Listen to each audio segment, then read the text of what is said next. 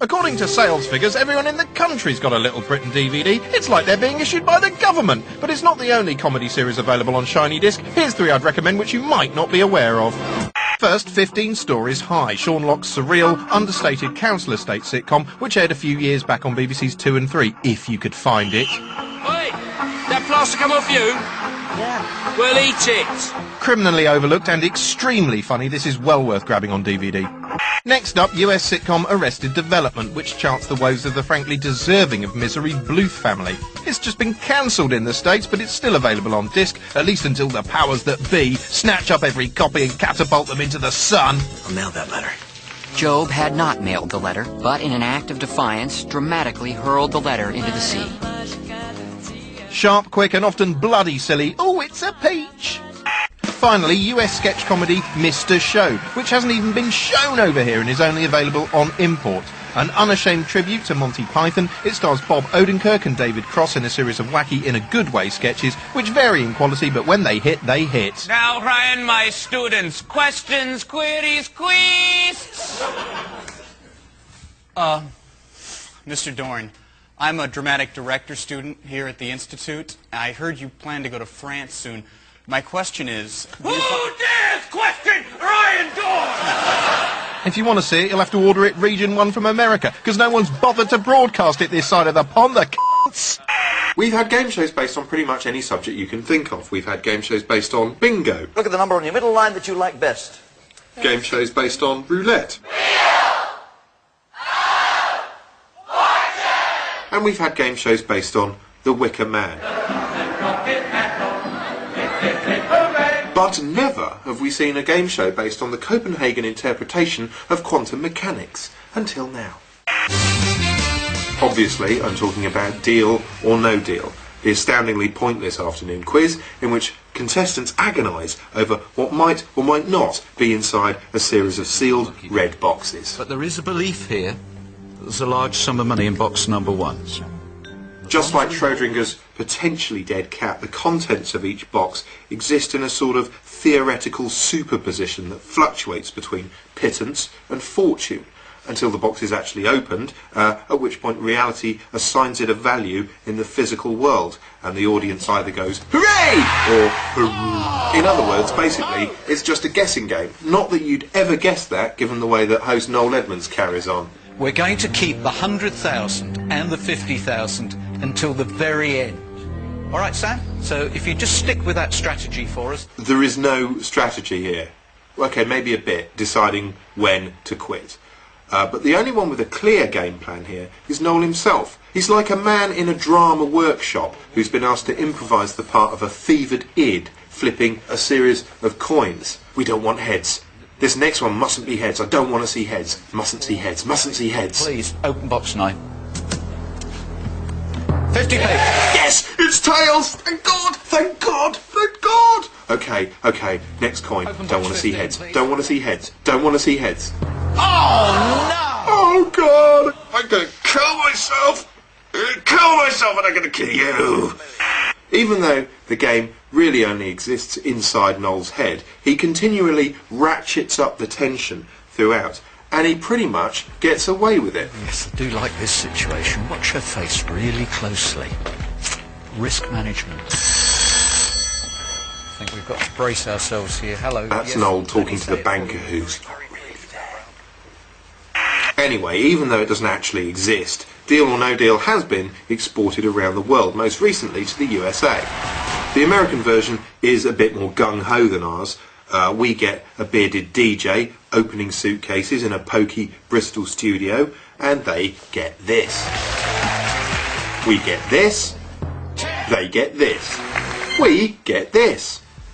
They get this. The guy even gets to speak to the banker on a cordless phone. Hello.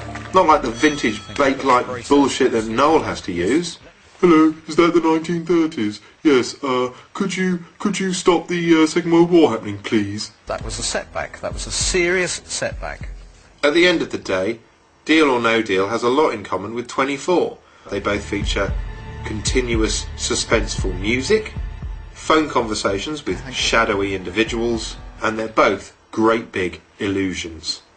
Deal or No Deal is in many ways a show that isn't really there.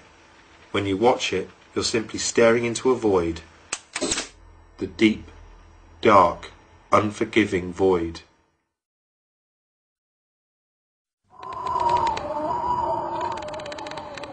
Nicky Campbell was born in Edinburgh in 1961.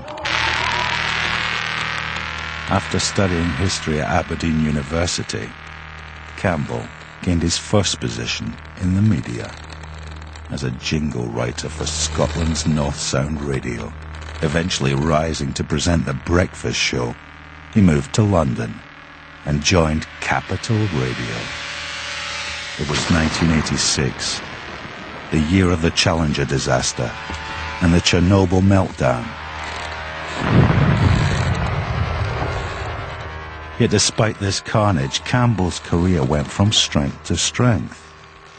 Within a year he joined BBC Radio and broadcast to an entire nation. There he stayed for a full decade, until 1997, when he unexpectedly moved to 5 Live, where he remains to this day. But radio isn't the only side to this former Scottish baby's beau. In his capacity as a TV presenter, Campbell has worked on Wheel of Fortune, Newsnight and Top of the Pops. He currently hosts Watchdog.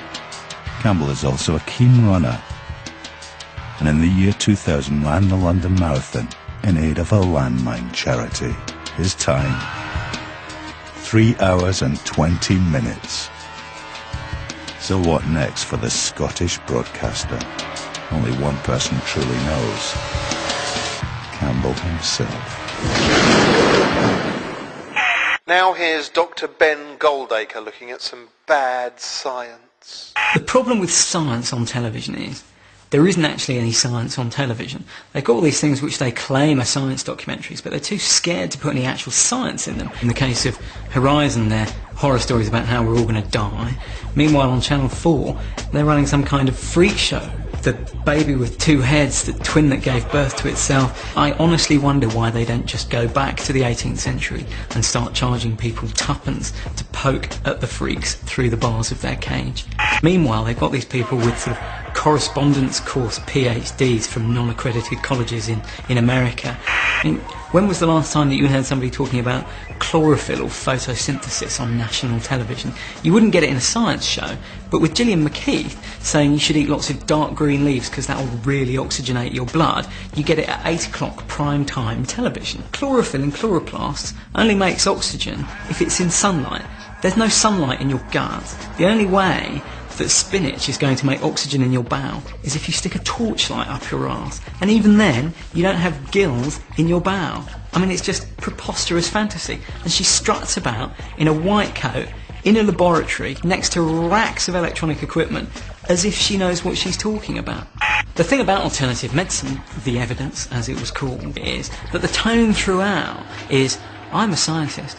I was a sceptic when I started out, and now my mind has completely been swayed. There was one bit where somebody is apparently having open heart surgery with acupuncture alone for anaesthetic. If you really pay attention to the programme very carefully, you can just about work out that the patient has had huge amounts of local anaesthetic and lots of pre-medication before they had this open heart surgery. But everybody I spoke to came away thinking that what they'd seen was somebody having open heart surgery with acupuncture, as if this was amazing proof of the extraordinary efficacy. I just don't buy that. Even in the advert breaks, you get flaky science. You get things like, the Sillet Bang ad, where they say it gets rid of limescale, which is calcium carbonate, and we can prove that by chucking a lump of calcium metal into a dish of Sillet Bang. You chuck a lump of calcium metal into a dish of water, and it will do that. Any metal from the group on the periodic table that calcium's in is going to do that if you chuck it in water. What I want to see for science on telly is a proper show that says, here's an interesting new idea, and here's the evidence for and against, because that's what science is.